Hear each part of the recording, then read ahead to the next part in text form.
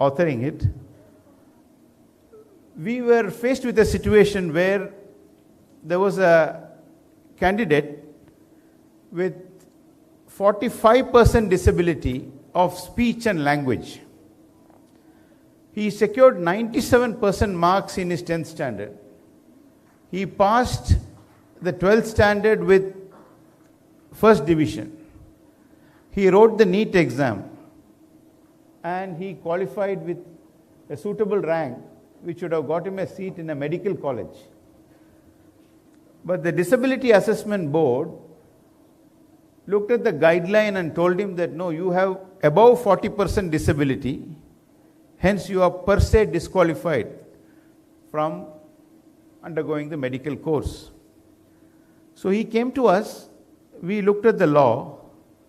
The law said if you have more than 40% disability, you can't study MBBS if you have speech and language disability. But something told us that that can't be correct. It cannot go by percentage.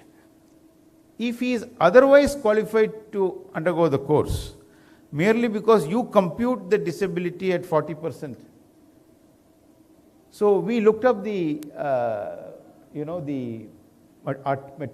material on this, and then we have held that only on the basis of quantified disability, nobody can be disqualified from pursuing the educational goals. What we have held is, if the Disability Assessment Board concludes that if he is notwithstanding his 60, 70 or 80% disability, fit to undergo the course, he should be given the seat. Only if they conclude for good reasons that it will not be in his interest or in the interest of patients to pursue this course, you can deny him. So we gave him a seat in Latur Medical College. And today, Omkar Ramachandra Gond is a student of the Latur Medical College, pursuing his first year in medicine. So the judiciary, I must tell you, I'm a proud member of that, headed by our Chief Justice, Janade Chandrachud, is for an inclusive society where persons with disabilities will be given opportunity. We have held that every effort should be made by government, public sector, and even the private sector. And the approach should be that to examine how best to provide them the opportunity and not how to disqualify them. You will start with the inquiry as to how best you can accommodate them. So it is the opportunity that they want. It is the inclusive nature of education that they want, which they are entitled to under the Constitution. Since its inception, the Swarga Foundation, as I found from my study on account of your website and other activities, has been working on 4 broad themes. Accessibility, extremely important. You saw on the short video as to how today persons with locomotor disabilities are able to access the platform in the railway station. Not only that, Ms. Swarnalata and team have taken it to a different level. There is a device which can take them right up to their berth. And they were explaining to me as to how the compartments are very narrow. The gangway you have between seats, they have an equipment which will take you right in between, which on a 4-wheel drive will turn onto your berth, seat the individual on the berth, and then, similarly help in alighting. So that if they are not able to travel, they will be cut off. So today you are making that available, and we congratulate you for that. Apart from accessibility, there is work on advocacy. I think awareness is very important. I don't know how many of you have seen the movie Srikanth. Many of you would have seen it. It's a fantastic movie. If you have not seen it, please go back and watch it. The very first scene is a very touching scene. Poor parents in remote Andhra Pradesh. The parents are excited that a boy is born. But when they realize that it's born, I don't want to give you the story, you will lose interest in the movie. It's a fantastic story of a visually impaired going on to be one of the top industrialists. And we have mentioned that in our judgment. We have mentioned some of the success stories of the daughters and sons of India in the judgment delivered on 15th, and request you all to look at it. So advocacy is very important because it creates awareness. Problem is there is no awareness. Our country is a large country. We have a population of 140 crores. And they must be aware that people with visible disabilities, as you rightly called it, have as much potential, and you are a fantastic example of that. You are able to do all this from conceive it from your hospital bed, execute it. You are able to sing, you are able to speak so beautifully. So actually, this itself is an example of what the capacity people have and how they should not be judged by their disabilities. So advocacy is very important. Parasports and rehabilitation. The organization has received several awards and felicitations for its exemplary work in the field of disability, notably the Sarvashresht Divyangjan Award by the Government of India. We are very proud of you.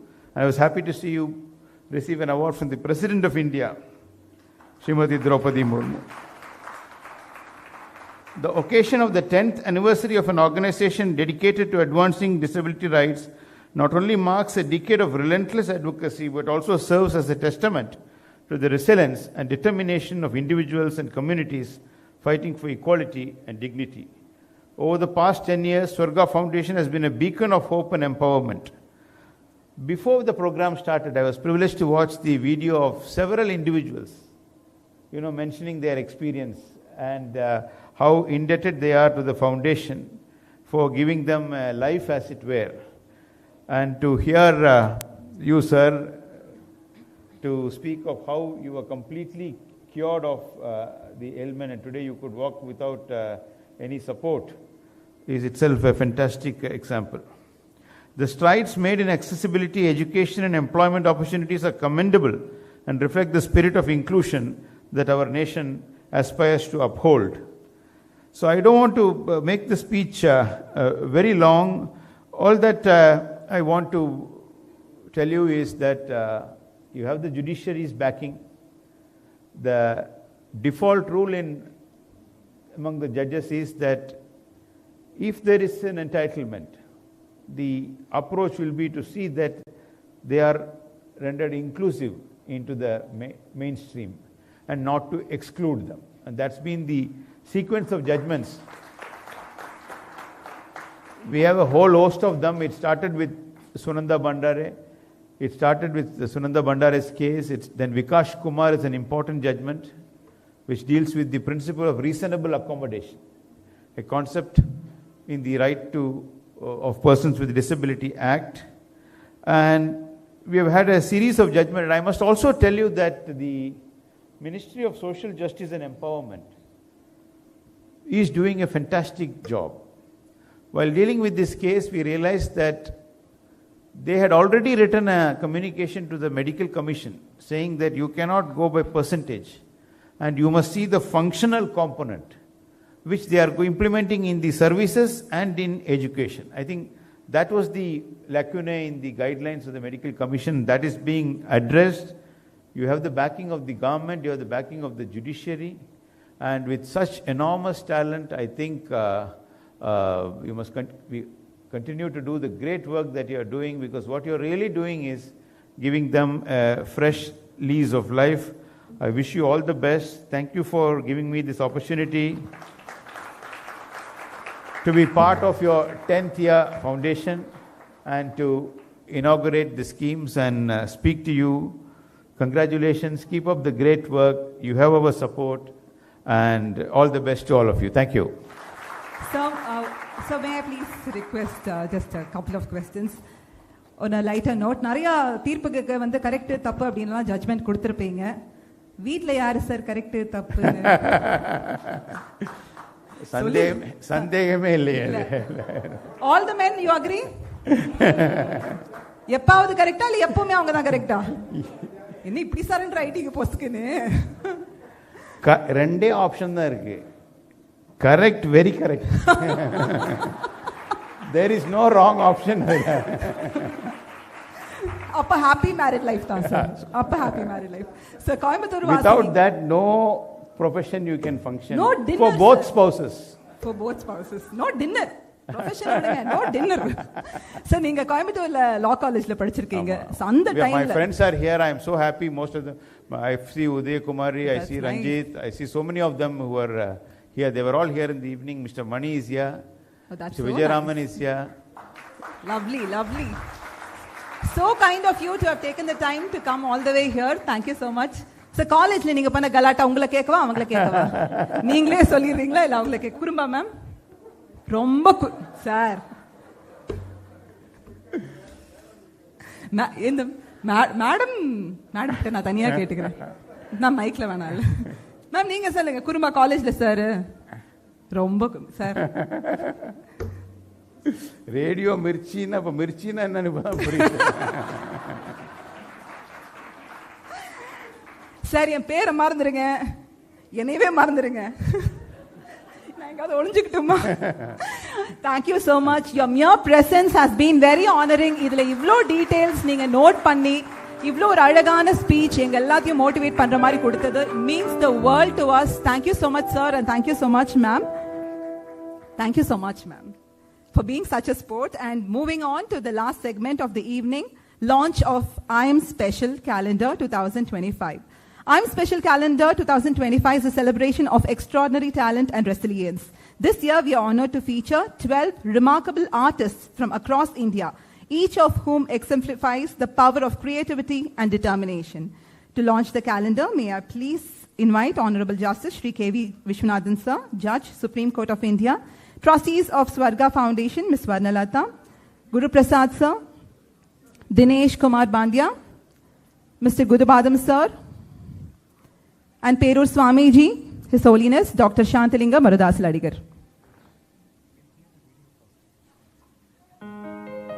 A small video of Time Special Calendar before the launch of this year's calendar. A celebration of extraordinary talent and resilience. This year, we are honored to feature 12 remarkable artists from across India.